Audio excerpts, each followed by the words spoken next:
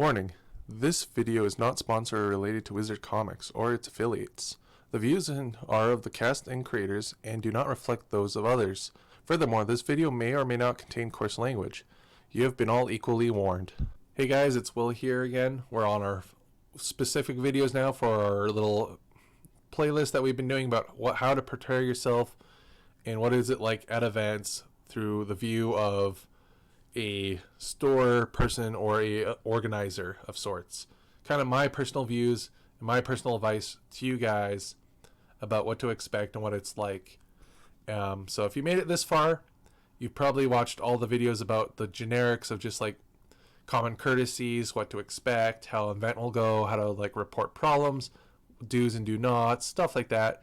With this video, we're going to go into the more specifics. We're going to go into the miniature wargaming aspect of an event. Not all events will be ran exactly like this, but a lot of majorities of them, like Las Vegas Open and ITC events, basically run off this sort of format. So going off with it, after you figure out your information, you got your store documents about if they're playing ITC or not, and ITC being a international set of rules, kind of like a point system, worldwide point system that gets you into greater, bigger tournaments. This like would be more if, say, you've done a few tournaments, you've done really well in them, and you think now you want to go full competitive. ITC events will be for you. If not, going to your basic local game store, a smaller event where it might be a day-long campaign or a 2-day weekend sort of thing, would probably be your first place to start. Just like any of the other events, go onto social medias, go in store, ask for the information, ask what points they're playing, what system they're playing, if there's any rules for like limiting different models or different rule sets, different gear, if you're playing like an offshoot version of the game, things like that would be the main thing you want to ask going into this. So in this video, we're going to talk about sort of like what is a wargaming game, the different categories, infos, all that stuff you're going to need, scoring and prizing.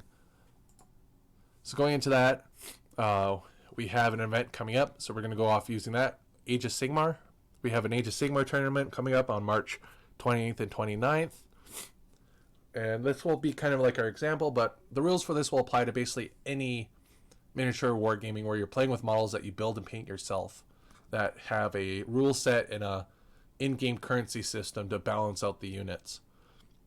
So going into this, a war game is a miniature war game where you build miniatures based off of people, machines, creatures, just like in the picture you see here, and you fight against your opponent against their army using a set of tools like tape measurers or a board that have marked squares and dice and rule sets that each army has of their own.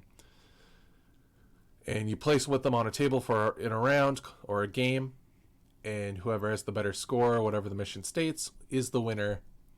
Of course, removing models as they get hurt or moving them around as they move, stuff like that. So with that in mind, we'll go on to our next spot here, which we will talk about list building. So list building is a generic term used for creating a list of models for your army in a match. Usually a lot of these tournaments, once you hand in this slip with your fees, if there's any applicable to it, you cannot change them. So make sure when you're prepping for the day or the day before, you have your models built and painted and all packed up in your army case that's exactly to that list.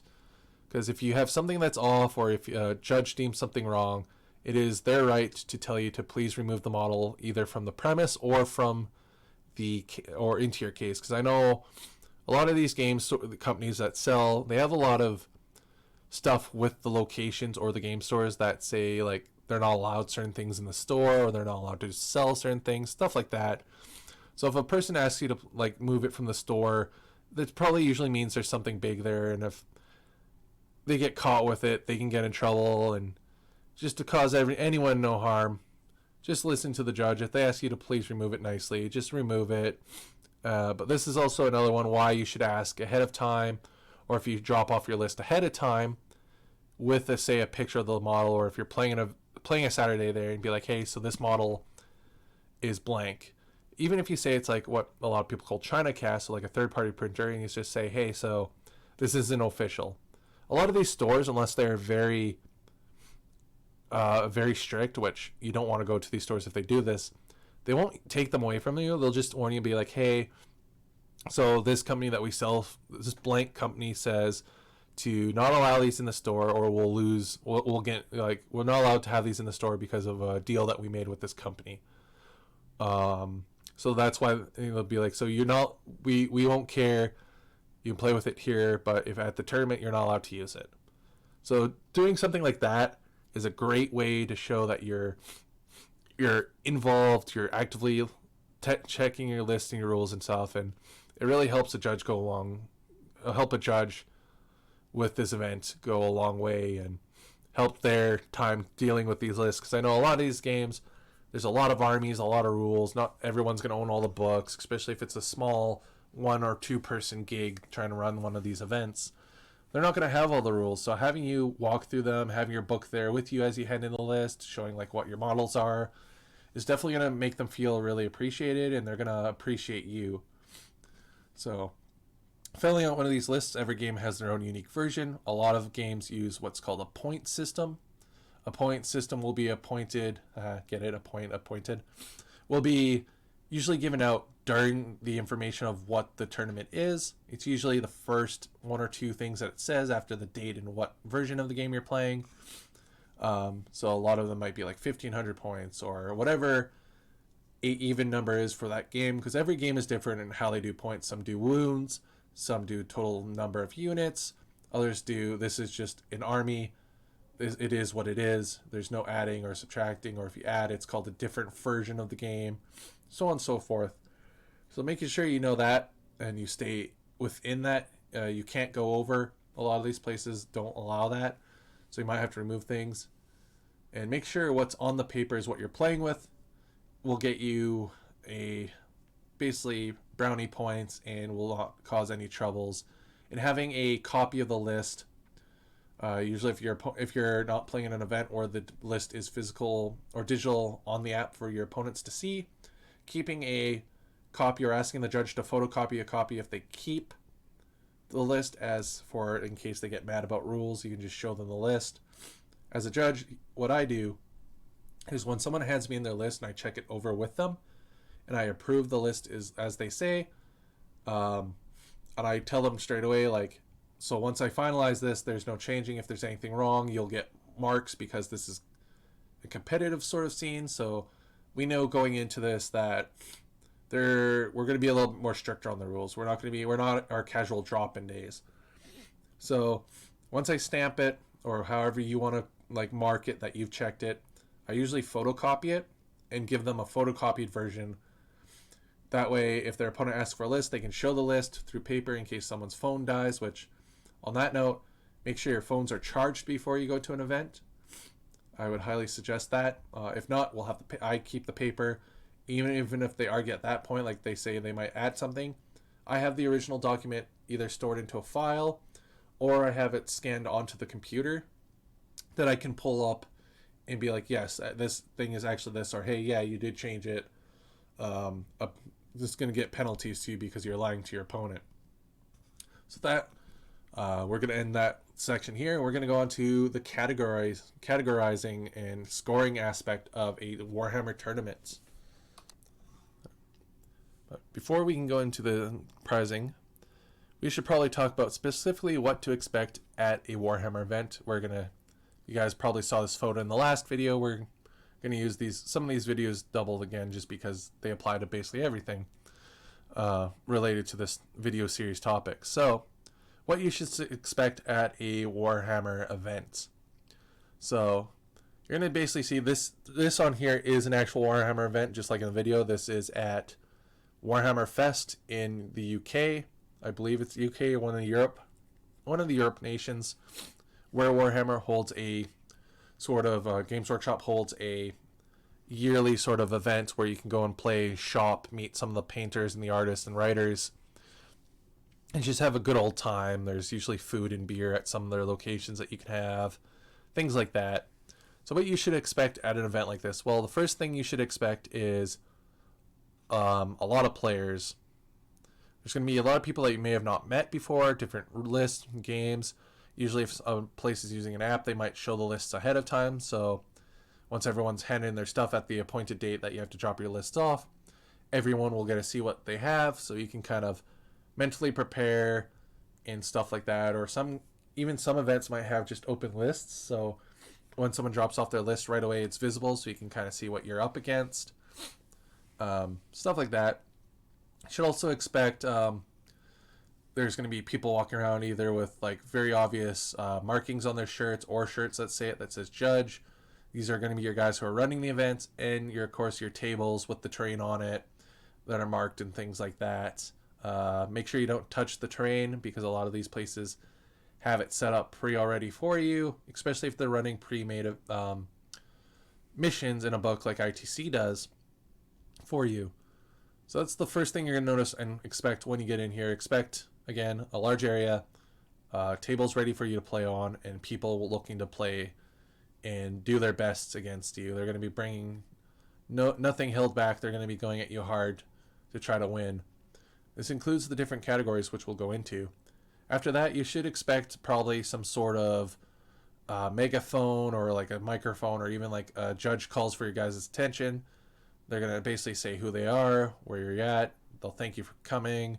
They'll go over the details of the day and whatnot, and how they're going to do, like what different categories, or maybe any special rules they're playing with, or say something like one of the bathrooms are broken in the event hall that they're in. They'll tell you like, hey, so don't use this one, or don't go down this door because another activity is going on, so on and so forth.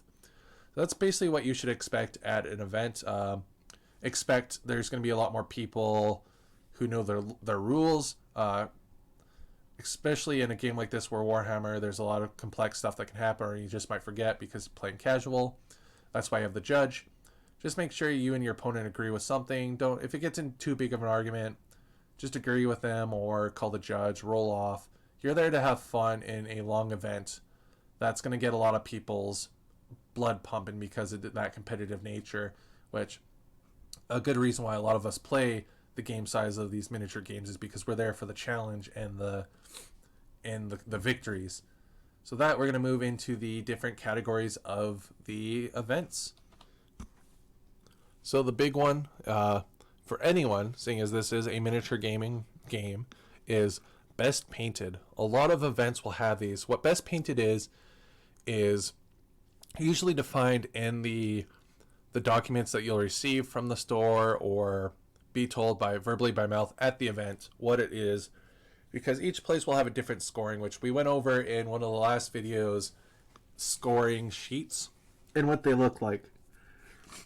So what best painted is, going into that, is it's usually the player who has been awarded by other players or people at the event or judges, or even a mix of all three, who has the best army in the public's opinion. So a general rule of thumb for this is an army must be painted with 3 different colors to a uniform standard. So that means like all your infantry look like they are in uniforms, or like they match what their specific race looks like. The vehicles all look a certain way depending on what they are, stuff like that. This also doesn't mean it's just painting. This also applies to like your basing, your cool like conversions, which we'll go into in the next bit here, and stuff like that. So even though you might not be the best player of games, having the best painted army usually always will guarantee you a win in that category, and that categories usually always have prizing allocated to them, usually related to that category. So in smaller places, you might have like, for painting, you might get like some paint for free, or you get your name put into the draw for the one big army, especially if it's the first time event at a very small store where it's like 5 people themselves running it, and they all pitched in for a prize at the store itself. Or you might get something bigger, like maybe a box of models or a paint set or something like that. So going in and talking about different conversions and painting, we'll show you some examples and kind of like what they mean and what to watch out for. We'll go into that right now. So the first thing we'll talk about in a picture is conversions. Conversions usually means taking a model from a box and adding or changing something about it, so it's not 100% the original model. So this can be an iffy topic for a lot of these games, just because you might be playing with people that haven't really seen that army before, or they're new to the game, and maybe tournaments is the only real way they can play with other people that are not their friends, which this will help you guys kind of like see the difference between the two categories, what they mean, like what should and should not be brought to people's attentions. So at any time you have a proxy or a conversion, which you see on the screen here, you should always tell your opponent about them and what they actually are. I know in Age of Sigmar is very relaxed when it comes to conversions. This is a very open, build the model your way sort of game. And there's others out there where they're very more specific, where there's a lot of upgrades, or maybe it has to have a set amount of units or a set amount of space, or maybe it's a named character that comes with a predetermined set of stuff that they can't change. Things like that you might have to explain a little bit more about it. But there's, we're going to call a light conversion and heavily converted.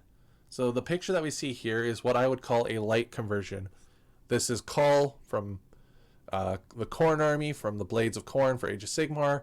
I can clearly tell it's him just because the body, the axe, and the picture in the book looks the same. The only thing that this person has changed is they gave him ghouls on chains, except for his usual flesh hound that he has attached to his leash. So this is a light conversion. They've changed one or two things. Very easy to tell what it is. Usually you don't need to call a judge for this. You can basically go on about your day with it, no problems. Next off, we'll show you what a heavily converted model looks like. So this guy's here is what you call a heavily converted model, or a proxy. A proxy is when you use something that's not the official thing to represent the thing that you're missing. Say you had a fetch land that was in your deck, but because you already you had it in a different deck and you didn't have enough time to break it apart, or you didn't want to, you printed out a picture of the front of the card and slid it into a sleeve. And or because it's either, again, you had one already and it was really expensive, you don't want to bring it, or something other, like you don't feel safe bringing it, or you just couldn't get it. This would be a proxy. This especially in a higher place where it's very casual, as long as you can prove that you own the card and the proxy is very visible and not easy to tell that it's, like, say, different, which we'll go into it for the TCG side of this. But for the Warhammer side, as long as you prove that you had it, or you can tell somewhere it's not too large or too small to compare to what it's supposed to be, usually is okay by smaller tournaments. Larger tournaments, if it's not the official thing, they'll usually not allow you to play with it. These sort of models, you want to get your judge to show. So in this instance, why you'd get a judge to approve of this is because, as far as it goes, this is a mix of some Tyranid bits, a larger, I think it's like a Gore Beast, and a Soul Grinder meets a Defiler kit, all smashed into one. So this can be any of those three, but because it's not necessarily easy to tell what it is right away, this is what confuse your opponent very hard, especially if it's later in the evenings, they're tired, and they might misunderstand it might be something else because they heard the word Gore Beast and Soul Grinder. So, general rule of thumb, always make sure you get these looked at by your judge and approved. That way, if someone asks, the judge can walk over and be like, yep, I looked at it. This is supposed to be a Soul Grinder. Play as the rules for the Soul Grinder, and then they'll walk away and stuff like that. If the opponent keeps flopping it on you, make sure you call them out. Not be like, oh, stop doing that. Just be like, hey, I thought this was this, and they say, oh no, it's this, and you know for sure it isn't. Call the judge back. Judge will talk to them. Worst case, the judge might give them a game loss, or they might tell them to remove the model from the table and not to play with it further in the tournament. If you're playing a game that has reserve points or side force points that you might be able to call in, they usually might refund them the points and tell them they can use it for that instead. So that's some rules basically for heavy proxying and painting. Lastly, we're going to go into our next topic here. Which after is painting, will be into sportsmanship. Sportsmanship is a second side category that you can win at a lot of these tournaments. Sportsmanship would be someone who knows their rules well, is fun to play with, very helpful. Maybe say you broke a model or you dropped something at the end of the table. They would pause their game and hand it to you, or say, here, you can borrow my glue, just put it back. Or in a big binding, they might be the guy who says, here, you can borrow my Space Marine, I have him in my case because this is both my armies are in here. You can borrow him if you're missing your librarian for the tournament. Something that someone does that stands out to you, and this is usually a category you can win at a lot of events to sort of promote good playing. This is just like in the last video, our do's and don'ts. Someone who does a lot of the do's and not any of the don'ts would probably most likely win this. This is for the guy who is a good sport again. So you might not be going to these tournaments because, say, you really want to, or you might know you're not going to be the best player, or maybe you're just getting into painting, but it's like you want to have fun. These are the people that play. You're there just to play because you don't have anywhere else to go, or this is your first tournament and you just wanted to try it out. So this might be the category for you. We all know that one guy who is very helpful in the store, who got you into it, who really nice, who's always there to explain stuff for you, or might lend you something to use, or like fix something for you, or maybe tells you like, hey, try mixing this combination of paint. This would be his score, and they usually give you prizing like with models maybe, or some sort of cash reward, or a gift card, something like that, or they might give you bonus ITC points, or whatever event or whatever version of your ITC is for your game. So that's basically what sportsmanship is. Fun times, good players.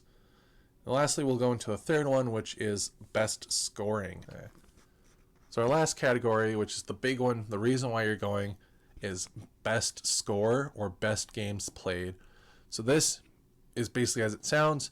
This is for the guy who just crushes his opponents or gets the most points out of anyone based off how it's scoring, which again will be in the document that you can ask for from your tournament organizer or on their social media about how the game is going to run. So this is how many points you scored in the match, how well you're doing the rounds, like the top 5, whoever's at the top of those guys, or top of their table if they decide to split people on the second day into pods.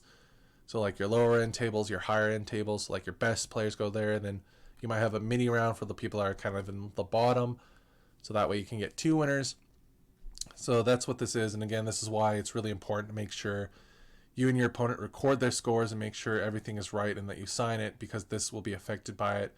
And this is usually where you'll get the big rewards, like largest scale events. You'll get like full on armies, and you'll get huge cash rewards and stuff like that at like Las Vegas Open, or in smaller stores you might actually get the prize for this, like the actual physical prize, like a box of Space Marines or something.